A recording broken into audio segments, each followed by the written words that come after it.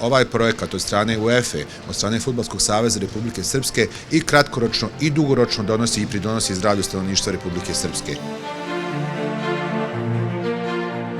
Jedan projekat koji će dati sigurno benefite.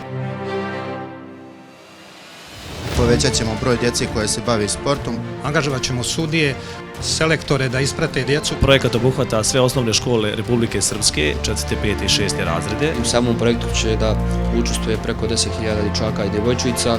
Projekat ima naziv Fudbal u škole, zdravo dijete, zdrava škola, jer ako imamo zdravo dijete, imamo i zdravu školu.